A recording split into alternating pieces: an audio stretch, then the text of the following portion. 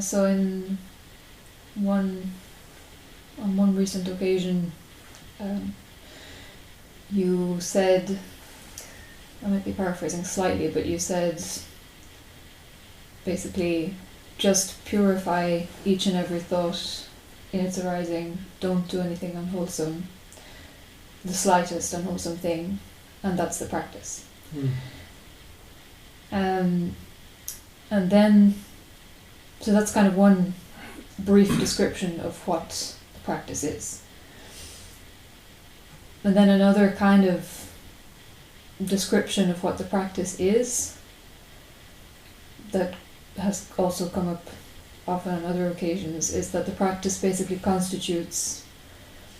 consists of developing complete understanding of the nature of things, or like completely undoing every misunderstanding, as you could say, about the nature of things. So the question is not is in regards to how to understand what the practice is. So I think the question that could be asked about this is, are these actually describing two different things, or is it actually a description of the exact same thing from two slightly different perspectives? Because, so for example, that kind of previous type of view that I used to have was seemingly much closer to the first of those things that I mentioned, just don't do anything unwholesome. And then, but it didn't occur to me, and I thought, okay, the one who has just purified everything will understand, will have full knowledge and understanding by virtue of his purification. But it didn't occur to me that I didn't know what purification is, or that I could actually directly develop or try to understand the nature of things, and that this could actually also constitute purification. In other words, it's in what way are those two things related? Yeah. So, the first thing you said, it's kind of true, but you realize then that you don't know what purification is.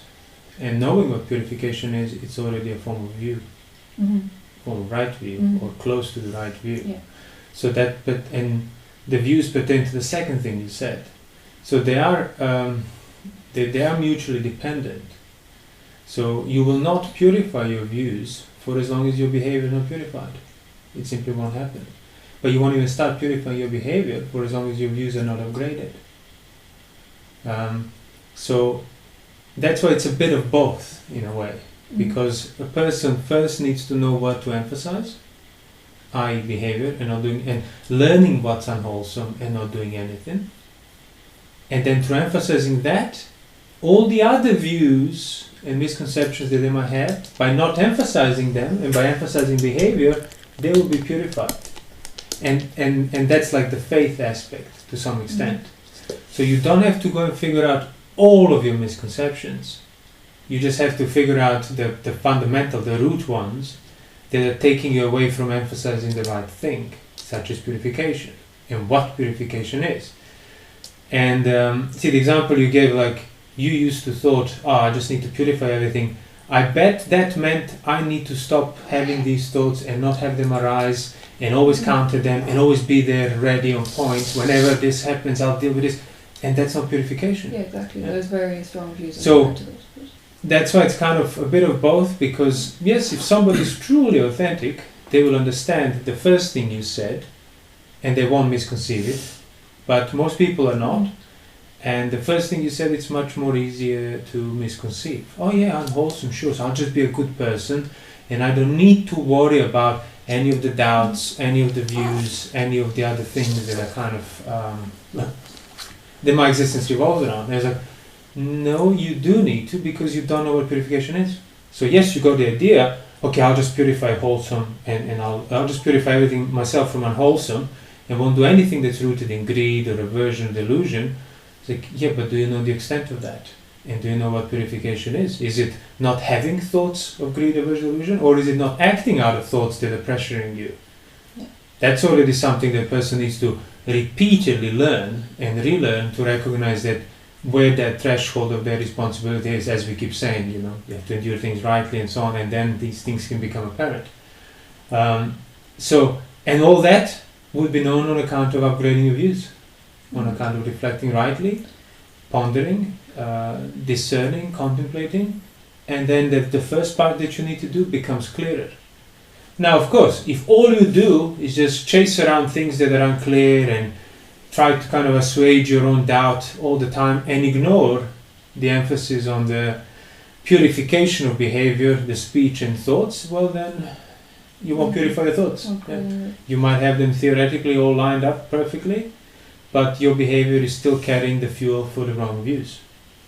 And that's the relay chariot. Mm-hmm. So the views are purified on account of behavior, on account of virtue that leads to the development of samadhi, that then leads to the purification of view, i.e. dropping all the wrong views. Mm-hmm. Yeah. Yeah. So today, emphasizing the virtue and samadhi that comes out of it rightly, like being able to endure the pressure of sensuality or will, not act out of it, see its full extent, learn how not to be moved by it. Like back in the day, somebody could have done that on account of faith alone. The Buddha would tell them, and they would not pay attention to any doubts that they have, they would just stick to it. Today it's highly unlikely. So you would need to really clarify why this is so, but then you have to start doing it. Mm-hmm. You have to start enduring it. Yeah. I was also thinking that there's like a kind of corollary to that aspect of it is also the fact that, for example, you might be said that you just develop understanding of the nature of the sense bases, for example, like, nature of eye, ear. So, like, if you genuinely want to try and understand the nature of, like, what is your eye, for example, or what's the nature of your sense bases? Why are they impermanent? What does that even mean? Like, to develop practical understanding of that, it becomes quite clear, quite quickly, that it's completely incompatible. Like throughout the day, having this as a kind of a contemplation, it's completely incompatible with acting out of your senses, as in just distract yourself utterly. Yeah. Like, if you're honestly, genuinely trying to understand that thing, it naturally kind of pertains to something that is, kind of incompatible with the attitude of greed and aversion, delusion. So in that sense as well, it could be said that like correctly developing understanding of things it kind of naturally comes to include a degree of purification. Yeah. There aren't things that have to be thought about separate, or almost never are. Really. And that's also like where different characters, different people, different faculties will come into play. Somebody might naturally have more of a kind of affinity towards that mental clarity, contemplation, reflection approach. But even they, if they're honest, they will recognize, well, there's nothing for me to apply this approach and reflection unless my behavior is being purified, unless virtue and sense restraint is my mode of being. One might be like less reflective, less doubtful, less inclined to think about these things, but then they would see them in broad strokes on account of doing the work of purification and samadhi or in composure. So whichever one you put sort of forward as your way of engaging with towards getting understanding, the other one will have to follow.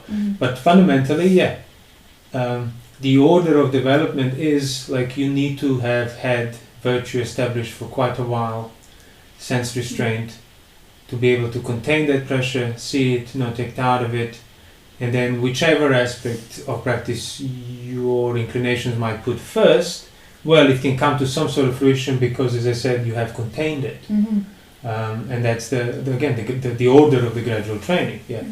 So that doesn't mean that like, okay, so until I'm developed in virtue, I shall not think or read any sutta. Well, that's silly, because that's already a view. Mm-hmm.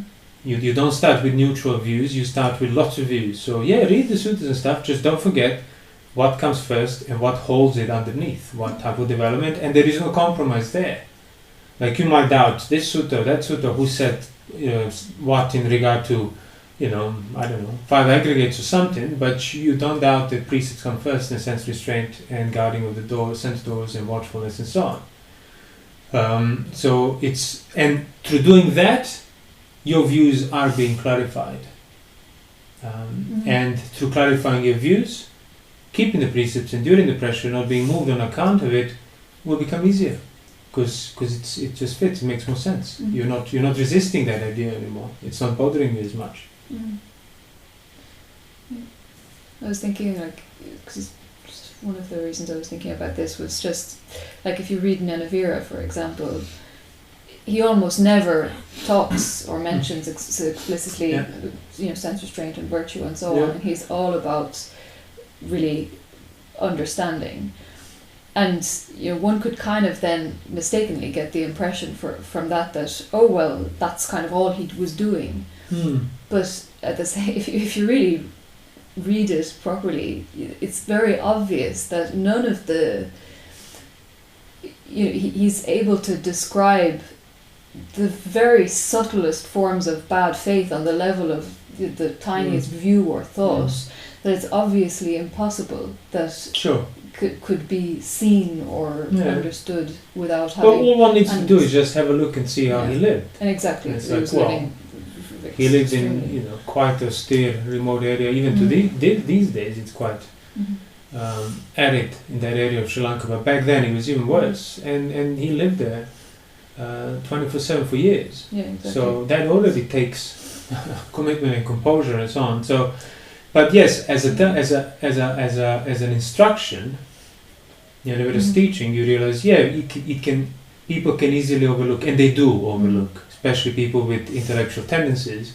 They tend to, really like focus, but overlook the entire aspect of the lifestyle underneath everything that Nenavira thought. And views he had and teachings he conveyed. So people will be doing PhD in Nenavira and stuff, which is like quite a contradiction in terms. And he mentions in passing, I remember, in some ways, like that, of course, the virtue and sense restraint, he doesn't even talk about it in the book, because you just take it for granted that you have to do it.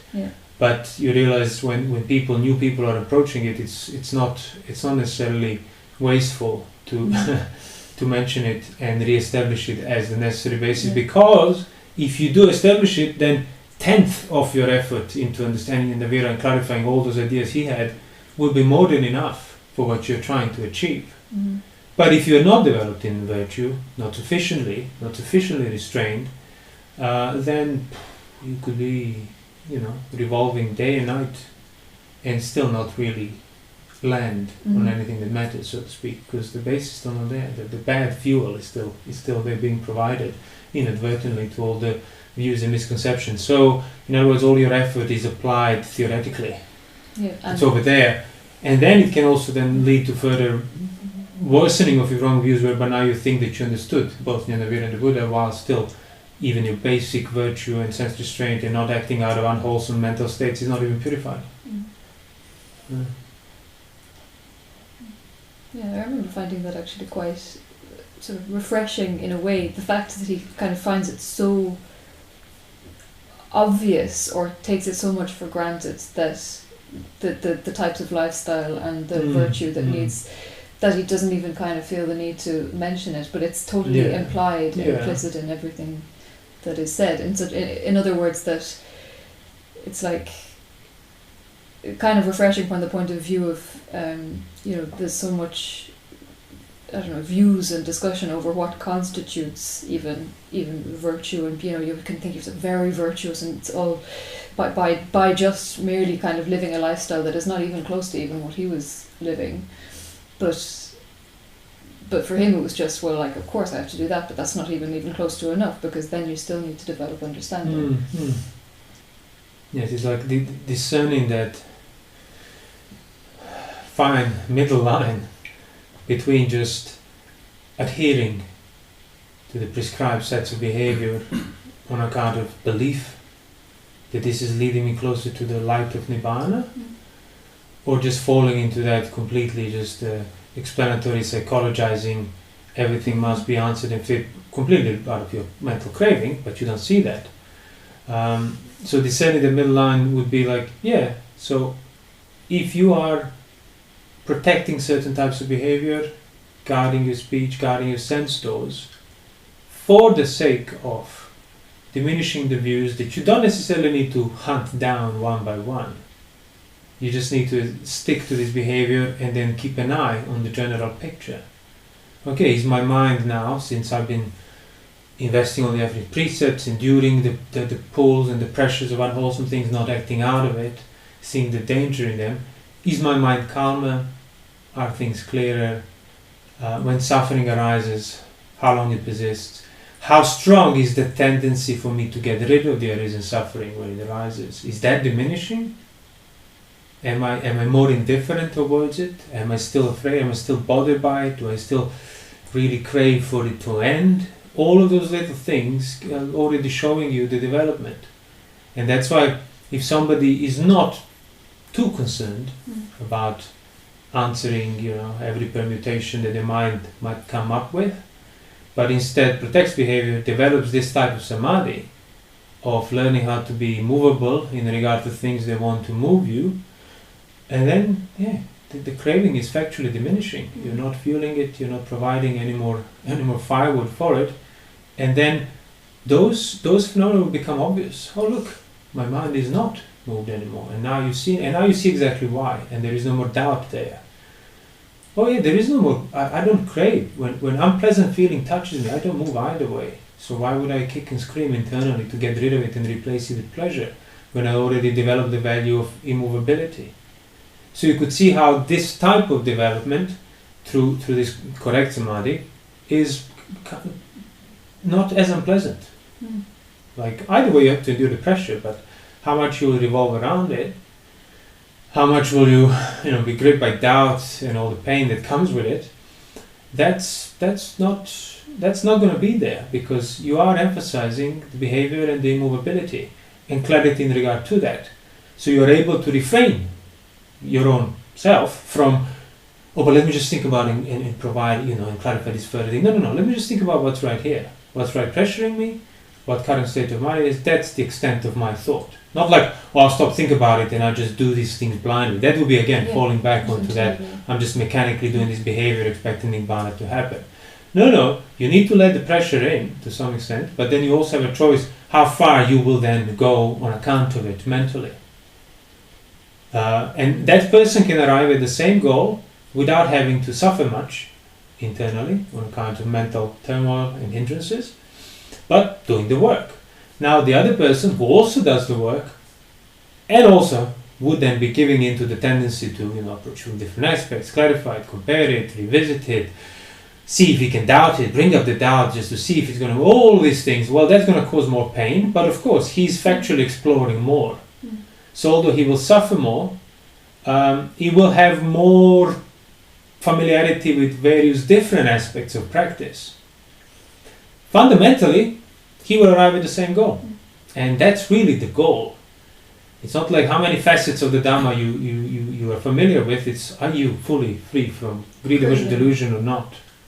So that's why whether you arrive through faith or through your just sticking to the composure practice of allowing pressure to come in but not revolving around it too far, or are you the type who will revolve around too far and then extend that endurance to that level and suffer on account of it? Either way, these three types, whoever arrives first at being an arahant is the best. That's it. Because that's really the measure of success. There's actually a sutta that I thought might be relevant to this. It's in this. It's in the Parayana Vagga, the Sutta Nipata.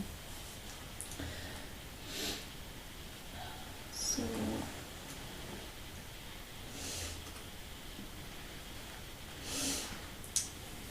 So somebody is asking a question. So people say there are sages in the world, and how is that? Do they call the one who qualifies through knowledge a sage, or else the one who qualifies through virtue or behaviour? And the answer is, neither through view nor through learning or knowledge do the skillful ones call a sage here. Those who are unopposing, trouble-free, and rid of hope, who live like this, these I call sages. Yeah, the extinguished ones. Yeah. Yeah. And so then it continues. He asks, so these recluses and Brahmins who declare purity through the seen and the heard, who declare purity through virtue and practices, declare purity in various other ways, I wonder if they, O Blessed One, living in accordance with that, if they have crossed birth and old age. And the answer is basically that they have not crossed birth and old age, whoever declare purity in any of these ways. And the answer, I'm kind of shortening it, because it's basically just, so if these who have declared purity in all of these various ways, and if you say that they have not crossed the flood, then who has crossed birth and old age? So the answer is, I do not say that all recluses and Brahmins are in the grip of birth and old age. Those who have abandoned the seen, the heard, the thought, as well as virtue and practice, and have abandoned various other ways too, who have fully known craving and are taintless, they indeed are those who have crossed the flood. So that's the sutta, but that seemed to be kind of relating to what it's or basically kind of saying a similar thing. And a lot of these actually, I find they're kind of saying similar things in other ways. They always just come back to this very pertinent point that it's all comes down to just abandoning craving in whatever, from whatever angle, particular angle, it doesn't really matter. But then obviously that needs to be still understood what that actually means. It reminds me in a way of the chariots that we were talking about a while ago. When he asked, so is it through purity through virtue? No. Purity through knowledge, purity through... But it's not without it, these things exactly. at the same time.